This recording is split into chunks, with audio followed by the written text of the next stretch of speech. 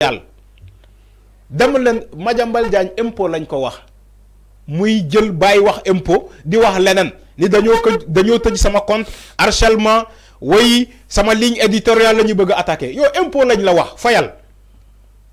Voilà, est-ce que vous voyez la manipulation qui se trouve au Sénégal te ñu jaarale ko ci presse bi. Il y a une extrême manipulation qui est en train d'être orchestrée aujourd'hui ba pare jaarale ko ci presse.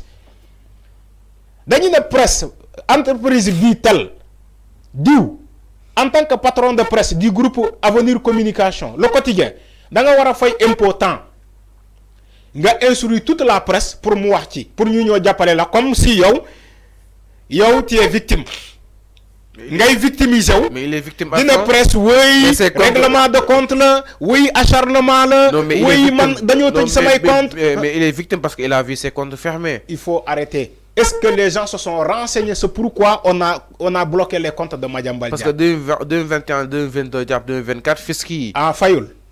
mais teelu ñu jàll ci étape supérieure. mais enfin teelu ñu jàll ci étape supérieure. et concrètement sëñ bi fay na wala fayul loolu laa la bëgg a poser question. fay na wala fayul 2021 2022 2023 est-ce que fay na wala fayul je te pose la question. Pourtant les aides les fonds d'appui et de développement de la presse ñoom Madiambal Diagne ñii nii ñoo koy encaisser ba ñuy encaisser les fonds d'appui et de développement de la presse kenn du dëgg coow parce que du ñuy bëgg mu feeñ du ñuy bëgg la presse relater ni que ils ont encaissé des millions et millions dugal ko ci seen gaffa mais quand il s'agit de payer des impôts ils instruisent toute la presse pour mu wax ci ah ok c'est ce que vous voulez. loolu ngeen bëgg quoi dans ce nouveau Sénégal loolu ngeen bëgg s'il y a des fonds d'appui et de développement à la presse yéen patron de presse yi ngeen encaissé ko sans coow parce que doo leen bëgg mu feeñ fenn parce que mbirum xaalis la bëggoo leen mu feeñ ngeen encaissé seen millions yi yóbbu ko dugal ko ci seen compte yi état bu ñëwee ne leen fay leen impôt ngeen ne doo leen fay mais da ngeen di jël presse bi di ko instruire contre le régime contre l'état bu ñu waxee ñu ne non. acharnement la non xawma lan nit da ngay wax dëgg gis nga nit da ngay wax dëgg il faut dire la vérité aux gens nañu bàyyi manipuler askan bi. Nour Faye nee na dama ne amoon na yéene defal leen ko exactement peut-être temps bi moo leen ko mayul ak aussi yi fii da nga ko doon voté. donc nañu mere Macky Sall. et tant d'autres mais amoon na yéene bi. Macky Sall amoon na yéene nañ ko mere.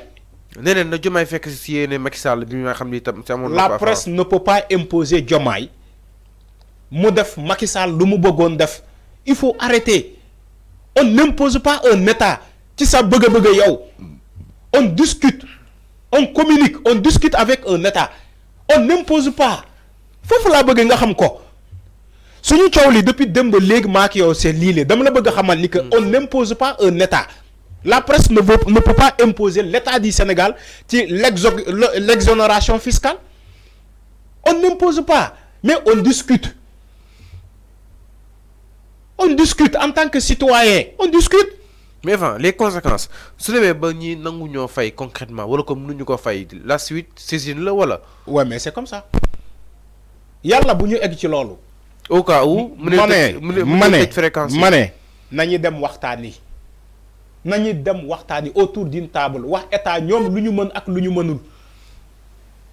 jarul agiter le débat dina acharnement ay Madiambal Diagne xam nañu ko il a toujours été dans la manipulation ñu koy jàppale tey nañu dem laaj Madiambal Diagne kañ la gëj a fay impôt kañ. ñu ne 2021. waaw 2021 nga wax. waaw baax na. dafay sax si mën na gën a sori peut-être. ma ne 2021 nga xam. baax na fii laa yem. waaw d'après le quotidien. ma ne d'après le quotidien muy bind loolu parce que seen boss la. seen communiqué la ñoom le quotidien mais ñi bëgg a xam réellement. nañu dem laaj état Madiambal Diagne kañ la gëj a fay ci le fisc sénégalais le trésor public nañ dem il y a les documents qui sont là ñu doon fay impôt yëpp seen kii yëpp c'est archivé nañu dem xool tour Madiambal Diagne wala Avenir Communication kañ la gëj a dugal xaalisam ci impôt nañ dem xool nañu dem vérifier c'est un logiciel une machine boo tapé rek depuis 2012 2011 da ngay xam ñan ñoo doon fay régulièrement ñan dama nañu dem ñu vérifier Madiambal Diagne loxo dina dar gémmiñ de li ma lay wax ni li ma xam bu baax la depuis Macky Sall bu mënee cëpp au Sénégal président de la République nañu dem xool Madiambal Diagne kañ la gëj a fay impôt jarul agiter le débat nii di ko jàppale oui ces comptes ont été bloqués ñu lëkkaloo avec RFM matin xam nga fan lañ ko invité tey. TFM xaw ma matin pour mu ñëw ñu jàppale ko ñu ne acharnement tout ça jaru ko gis nga ku bëgg a jàppale Madiambal Diagne da ngay dem ci moom mu wax la dëgg nga dem ci état du Sénégal les deux parties ñu wax la lan mooy dëgg bi nga def synthèse boo defee synthèse Madiambal Diagne bu waxee ba pare nga dem ci état communiqué la Madiambal Diagne kañ la gëj a fay impôt nga def synthèse ba pare nga décider maintenant kan ngay jàppale man loolu laa gëm. nga décider maintenant boo defee synthèse ba pare nga décider kat ngay jàppale Sénégalais moo bëgg da ngay dëgg tël nga ne dàmm na. mais enfin Sénégalais loolu la day dëgg tël rek mu ne woy dàmm na. mais la manière dont la presse internationale l'a traité parce que d'après la presse internationale un journal c'est pas la presse internationale la presse française.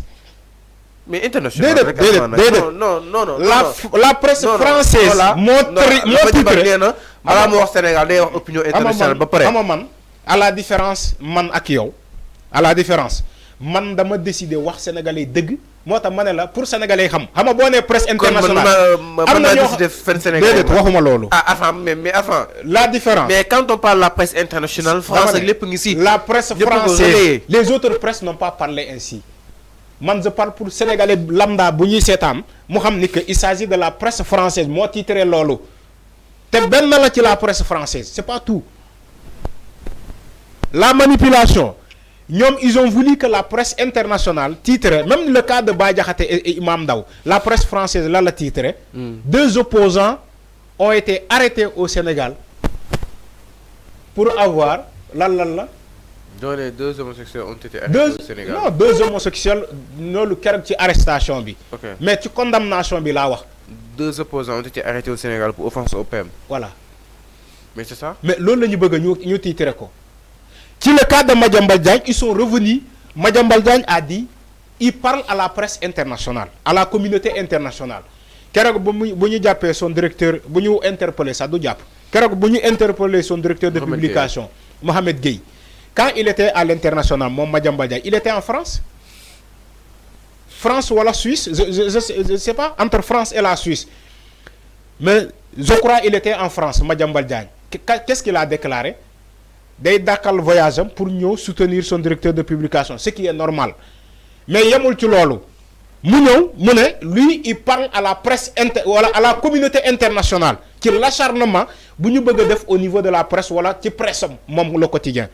Loolu la wax moo tax médias yi français bu ñu titré ni que les comptes d'un opposant mais waxuñu d'un patron de presse de oui bu ñu nee ni les comptes d'un opposant ont été bloqués au Sénégal c'est le but recherché par Madiambal Diagne pour presse français bi titré loolu te ñun xam nañu suñu relation entre la presse française et la presse sénégalaise xam nañu suñu dualité même ba ci sport bi sax.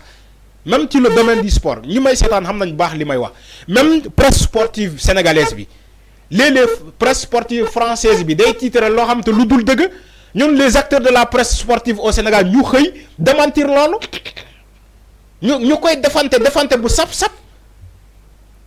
la dualité entre la presse sénégalaise et la presse française ça ne date pas d'aujourd'hui ça a toujours été comme ça léeg-léeg presse française bi day titre lu ñaaw presse sénégalaise bi génn démentir loolu ne leen li ngeen wax ne du dëgg amul dama lay jox benn exemple le cas de Krépin Diatta après l'élimination du Sénégal à la Coupe d'Afrique xam nga dafa yëkkati ay kàddu wax l'élimination par la Côte d'Ivoire la presse française lan la titré ci Krépin Diatta ba ñu jox ko ay propos yu mu waxul après aussitôt que la presse sénégalaise est sortie pour démentir la presse française ne ko li ngeen titré le joueur bi waxu ko loolu donc su ma la joxee ces cas d'exemple pour xamal la ni que ça a toujours été comme ça entre la presse française et la presse sénégalaise ñoom dañuy titré ba ëpp la presse française dañuy titré ba ëpp D'après ce qu'ils ont titré, Mais d'après ce qu'ils ont dit, un journal